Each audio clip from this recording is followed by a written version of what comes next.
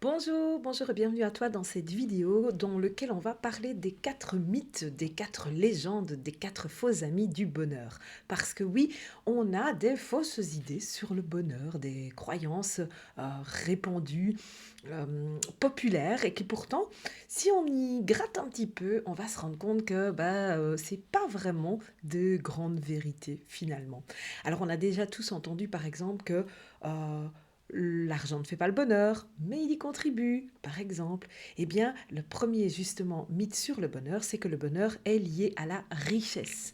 Alors, bien évidemment, ne soyons pas hypocrites, on vit dans une société où on a besoin d'un minimum pour vivre, pour subvenir en tout cas à tes besoins physiologiques. Donc manger, dormir, boire, être logé un minimum, subvenir aux soins minimum de santé, par exemple pour toi ou pour ta famille, bien évidemment. Mais à partir du moment où tout ça est euh, réglé, où tout ça est accompli, eh bien, tu ne seras pas plus heureux ou moins heureux si tu as plus ou moins de bénéfices par rapport à ce besoin physiologique, tout simplement.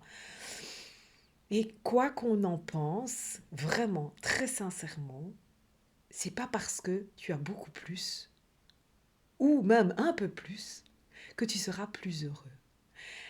Par exemple, déjà, il y a des faits de la vie auxquels on n'échappe pas, qu'on soit pauvre ou riche, qu'on soit aisé ou non.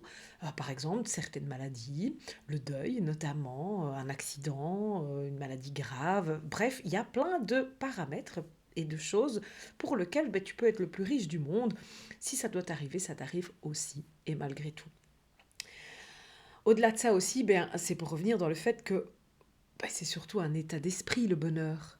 Et ça, un état d'esprit, c'est gratuit. On n'a pas besoin d'argent pour avoir un état d'esprit, tout simplement.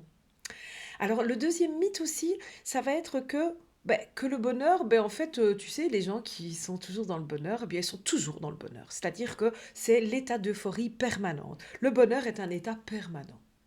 Alors, je ne dis pas que ça ne doit pas exister quelque part dans le monde. Quelqu'un qui est H24, 7 jours sur 7, non-stop dans une euphorie permanente, mais on est bien d'accord que c'est loin d'être la majorité. Mais il faut aussi faire tout simplement la réalité entre les extrêmes. Ok, le bonheur n'est pas un état permanent, non-stop, H24, 7 jours sur 7, mais on est bien d'accord que c'est pas pour autant que tu dois te complaire dans ton malheur, dans ta difficulté ou dans ta négativité.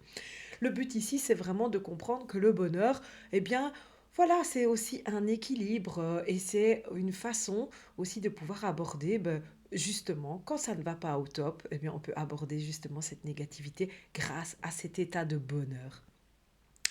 La troisième légende, le troisième mythe sur le bonheur, c'est que le bonheur vient de l'extérieur. Alors, ne me dis pas que tu n'as jamais dit ah, moi, mon bonheur, par exemple, c'est mes enfants. Ou ah, si mon mari ou ma femme n'existait pas, oh, je serais trop malheureux. Ou si un tel décède, oh là là, ce serait la catastrophe, je ne pourrais plus vivre. Eh bien, c'est tout simplement parce que souvent, on a tendance à donner son bonheur dans les mains de quelque chose d'extérieur ou de quelqu'un d'extérieur tout simplement. Alors que le bonheur, le véritable bonheur, il doit venir uniquement de toi et non pas de l'extérieur. Parce que moi, si pour X raisons, les facteurs font que cette cause extérieure disparaît, alors même si évidemment, encore une fois, ne soyons pas hypocrites, lorsque quelque chose ou quelqu'un disparaît, évidemment que sur le moment ça met un coup, la tuile on se la prend sur le coin de la tronche comme on dit, bien évidemment on peut être très malheureux pendant un certain temps pour un deuil par exemple, mais à partir du moment où on a appris aussi à cultiver son bonheur et sa joie de vivre pour soi et uniquement soi, eh bien tu vas avoir cette faculté de rebondir plus ou moins rapidement en fonction de la situation évidemment, mais surtout, ça ne va pas totalement t'effondrer tout simplement. Donc le bonheur ne doit pas être dans les mains de quelqu'un d'autre. Et enfin, le dernier mythe le plus connu sur le bonheur, la dernière légende, la fausse croyance sur le bonheur, c'est que le bonheur, c'est le but ultime de la vie. Alors qu'en fait, le bonheur, c'est pas du tout une arrivée, c'est pas du tout un but, c'est pas du tout un objectif. Le bonheur, c'est vraiment un lifestyle. C'est-à-dire que tu vas vraiment à apprendre, entraîner ton corps, ton esprit à être dans le bonheur jour après jour. Et comme tu l'as peut-être déjà entendu, le bonheur, c'est pas la fin, c'est le chemin, par exemple. Eh bien, c'est vrai, c'est vraiment ça. Le bonheur, c'est de non pas pouvoir dire au moment de ta mort, oh, je suis super heureux, ça y est, j'ai réussi. Non, c'est de te dire au moment de ta mort, mais en fait, toute ma vie, ou presque, j'ai été heureux. Quels que soient les événements, quelles ont été les difficultés, quelles qu'aient été les étapes de la vie, selon l'âge aussi, l'expérience, voilà, tu as pu trouver, réussir à extraire à chaque moment de ta vie le positif, le moment joyeux, le côté heureux. Et ça, c'est un entraînement. C'est pour ça aussi qu'aujourd'hui, je viens te délivrer ces 4 éléments. Non pas parce que voilà, ce ne sont pas forcément de grandes vérités que personne n'a encore entendues. Je suis certaine que la plupart, tu les avais déjà entendues. Mais surtout pour aujourd'hui, te faire prendre conscience qu'à partir du moment où tu fais attention à ces 4 points-là, tu ne peux plus dire je ne le savais pas. Je me suis fait avoir, je ne le savais pas. Maintenant, tu sais. Maintenant, tu as pris conscience. Et c'est aussi ça, ce que j'essaye de transmettre dans tout l'univers VIP.